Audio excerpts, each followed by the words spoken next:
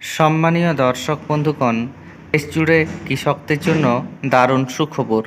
কেন্দ্র সরকারের তরফ থেকে ফসল বীমা যোজনা অর্থাৎ শস্য বীমা যোজনায় আমূল পরিবর্তন আনা হচ্ছে। কৃষকরা যাতে সহজেই এবং খুব তাড়াতাড়ি আর্থিক সুবিধা লাভ করতে পারেন, সেই জন্য চালু করা হচ্ছে বিশেষ ব্যবস্থা। এর জন্য সরকারের তরফ থেকে প্রচুর টাকা বরাদ্দ করা হয়েছে। কত টাকা বরাদ্দ করা হয়েছে, কী জন্য বরাদ্দ করা হয়েছে, কৃষকরা কিভাবে লাভবান হবেন, সমস্ত তথ্য আপনাদের এই ভিডিওতে আমি দেব। এর আগে অনুরোধ, চ্যানেলে নতুন হয়ে থাকলে ছোট্ট চ্যানেলটি সাবস্ক্রাইব করে নোটিফিকেশান অল করে রাখতে ভুলবেন না। দেখুন এই যে আপডেট, এই আপডেট সম্পর্কে প্রতিবেদনে কি বলা হয়েছে। বাংলা শস্য বীমার আধুনিক ব্যবস্থা এবার প্রধানমন্ত্রী ফসল বীমাতেও, খরচ 825 কোটি। দেখুন বিস্তারিতভাবে কি বলা হচ্ছে। প্রধানমন্ত্রী ফসল বীমা প্রকল্পটিকে অত্যাধুনিক প্রযুক্তি ব্যবহারের মাধ্যমে আরও কার্যকরী করে তুলতে 825 কোটি টাকা বরাদ্দ করেছে কেন্দ্রীয় সরকার। চলতি সপ্তাহে কেন্দ্রীয় মন্ত্রিসভার বৈঠকে এই সিদ্ধান্ত নেওয়া হয়েছে। কিন্তু কেন্দ্রীয় সরকার এখন যে সিদ্ধান্ত নিল তা মমতা বন্দ্যোপাধ্যায়ের সরকার এ রাজ্যে অনেক আগেই কার্যকর করেছে নিজস্ব শস্য বীমা প্রকল্পের মাধ্যমে। পশ্চিমবঙ্গ সরকার বেশ কয়েক বছর আগেই প্রধানমন্ত্রী ফসল বীমা যোজনা থেকে বেরিয়ে এসে সম্পূর্ণ নিজস্ব তহবিলের অর্থে বাংলা শস্য বীমা প্রকল্প চালু করেছে এ রাজ্যের কৃষকদের জন্য। এই বীমা চালু হওয়ার বছর খানেকের মধ্যে ইসরোর রিমোট সেন্সিং প্রযুক্তি ব্যবহার করে ফসলের ক্ষয়ক্ষতি নির্ধারণ করার ব্যবস্থা নেওয়া হয়।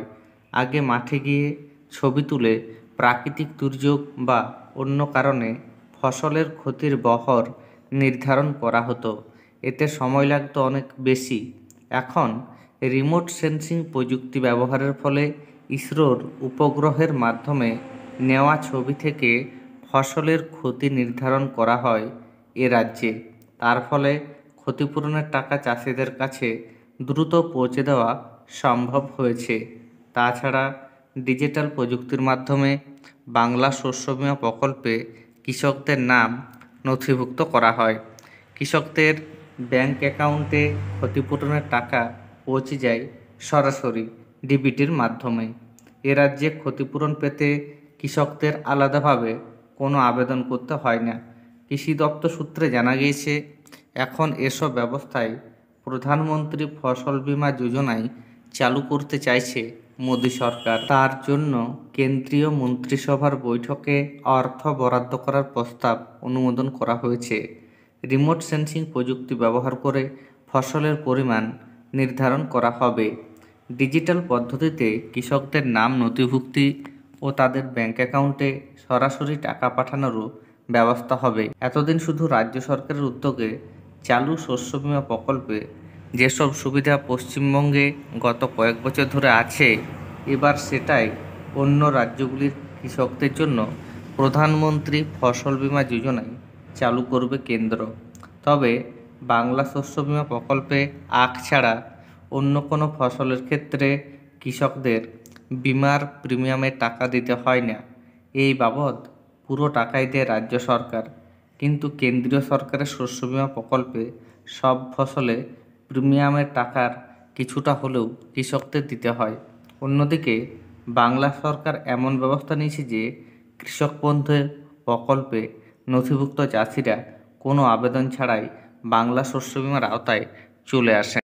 দর্শক বন্ধুগণ, আজকের আপডেটটি মূলত প্রধানমন্ত্রী ফসল বীমা যোজনা সম্পর্কিত। পশ্চিমবঙ্গের কৃষকদের জন্য পশ্চিমবঙ্গ সরকার আলাদাভাবে বাংলা শস্য বীমা প্রকল্প চালু করে রেখেছে। তাই পশ্চিমবঙ্গের কৃষকরা প্রধানমন্ত্রী ফসল বীমা যোজনায় অন্তর্ভুক্ত হতে পারে না। তবে দেশের অন্যান্য রাজ্যগুলির বেশিরভাগ রাজ্যই প্রধানমন্ত্রী ফসল বীমা যোজনা চালু রেখেছে নিজেদের রাজ্যে। ফলে দেশের অন্যান্য রাজ্যের কৃষকদের জন্য এই প্রকল্পটি অত্যন্ত গুরুত্বপূর্ণ এবং পশ্চিমবঙ্গের বাংলা শস্য বীমা প্রকল্পে যে বিশেষ পদ্ধতি চালু রয়েছে রিমোট সেন্সিং, সেই পদ্ধতি এবার থেকে কেন্দ্র সরকারের ফসল বীমা যোজনায় চালু হচ্ছে, ফলে কৃষকরা খুব তাড়াতাড়ি তাদের আর্থিক সহায়তা পাবেন। ধন্যবাদ।